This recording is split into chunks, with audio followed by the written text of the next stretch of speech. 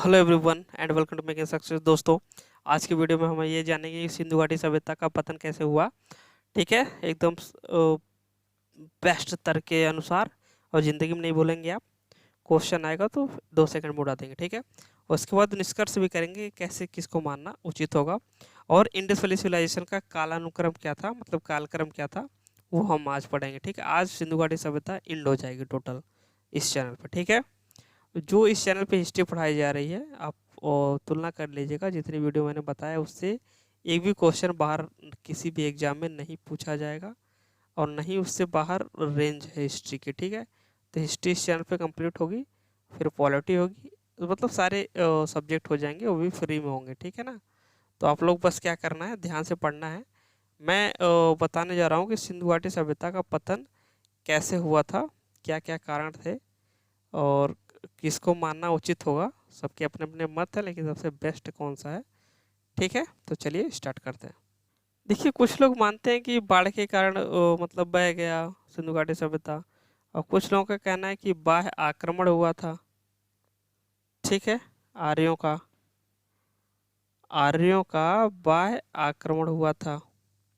और कुछ का ये कहना है कि महामारी आई थी और सभी लोग मर गए। ठीक, कुछ का ये कहना था जलवायु परिवर्तन के कारण। ठीक है, जलवायु परिवर्तन के कारण। कुछ का ये कहना है कि भूत तात्विक परिवर्तन आ गया। अभी हम सबको डिटेल करेंगे, भूत तात्विक परिवर्तन आ गया। कुछ का ये कहना था कि प्रशासनिक शिथिलता आ गई। क्या आ गई? प्रशासनिक शिथिलता, मतलब प्रशासक इतना अच्छा नहीं था कि चला पाए उसका, तो प्रशासनिक शिथिलता आ गई। ठीक, देखिए बाढ़ का जो रीजन है वो मैं बताता हूँ कैसे। मार्शल मैके और एस आर राव ने कहा है कि बाढ़ से इंडस वैली सिविलाइजेशन का पता हो गया, मतलब पतन हो गया। कौन कौन बोल रहा है? एक मरीन आर्कियोलॉजिस्ट में एस आर राव है, इनका बहुत योगदान है उसमें।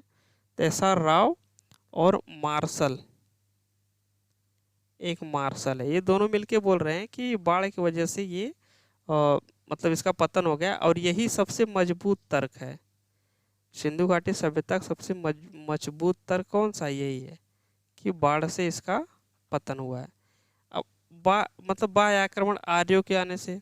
देखिए, व्हीलर जो गार्डन चाइल्ड था, इन्होंने बोला कि आर्य आए और सबको मार के ख़त्म कर दिए, इसलिए सिंधु घाटी सभ्यता का पतन हो गया। लेकिन ऐसा नहीं था। ठीक है, यह सबसे कमज़ोर तर्क है, यह कमज़ोर तर्क है। ठीक, मजबूत तर्क यही है। ठीक है ना, ये सबसे कमज़ोर तर्क है। महामारी वाला अगर देखा जाए तो एक वैज्ञानिक का नाम है, इसका नाम है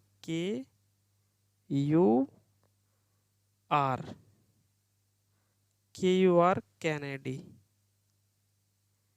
इसने कहा है, KUR कैनेडी ने कहा है कि महामारी की वजह से इंडस वैली सिविलाइजेशन का पतन हो गया। ठीक है, एक अमलानंद घोष है, वो बोला कि जलवायु परिवर्तन के कारण मतलब सूखा पड़ गया, इसलिए सभी लोग खत्म हो गए यहाँ पे। और प्रशासनिक कारण जो है बताया प्रशासनिक शिथिलता का, वो बताया जॉन मार्शल ने कि प्रशासनिक शिथिलता आ गई थी। ठीक है, और भूतात्विक परिवर्तन में बताया है, किसने किसने बोला ये? डेल्स तथा साहनी ने बोला कि भूतात्विक परिवर्तन यानी कि बहुत बड़ा भूकंप आया। डेल्स ने, डेल्स तथा साहनी, डेल्स तथा साहनी ने वो कहा कि भूकंप आया,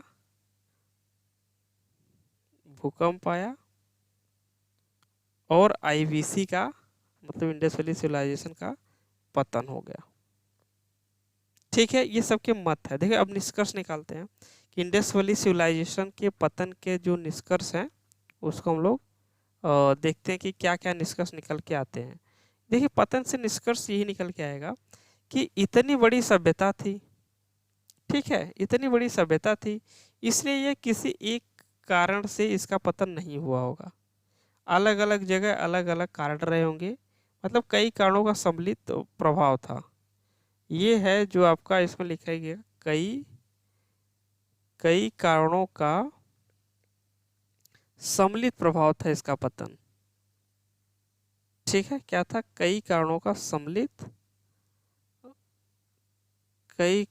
सम्मिलित प्रभाव था। ठीक, ये पहला पॉइंट हो गया। और दूसरा पॉइंट जो है वो है कि जो मतलब मॉडर्न रिसर्च कह रही है, मॉडर्न रिसर्च के अनुसार अगर हम देखें कि कैसे ये रिसर्च चली है, उसके अकॉर्डिंग देखें तो आईवीसी का पतन नहीं हुआ। ठीक है, मॉडर्न रिसर्च कहती है कि आईवीसी का पतन नहीं हुआ। ठीक, मतलब सिंधु घाटी सभ्यता का पतन ही नहीं हुआ है, बल्कि नगरीय सभ्यता ग्रामीण सभ्यता में बदल गई। बल्कि नगरीय सभ्यता, इंडस वैली सिविलाइजेशन कौन सी सभ्यता है? नगरीय सभ्यता ग्रामीण सभ्यता में बदल गई। ठीक, नगरीय सभ्यता ग्रामीण सभ्यता में बदल गई। ठीक, सिंधु घाटी सभ्यता का अब हम देख लेते हैं यहाँ पे क्या कालक्रम, मतलब कब से कब की थी। पतन के बारे में निष्कर्ष, कैसे पतन हुआ, क्या निष्कर्ष है? सबसे मजबूत तर्क यही है कि सिंधु घाटी सभ्यता का जो पतन हुआ है वो बाढ़ के कारण हुआ है, जो मार्शल मैके और एस आर राव ने मिलकर कहा है। यही सबसे मजबूत तर्क है, ये आपको ध्यान देना है। अगर कोई पूछे कि सिंधु घाटी सभ्यता का पतन कैसे हुआ, तो भाई ये बाढ़ के कारण हुआ है। ठीक है, कितने लोगों का मत मैंने बताया, लेकिन याद क्या रखना है कि बाढ़ के कारण हुआ है।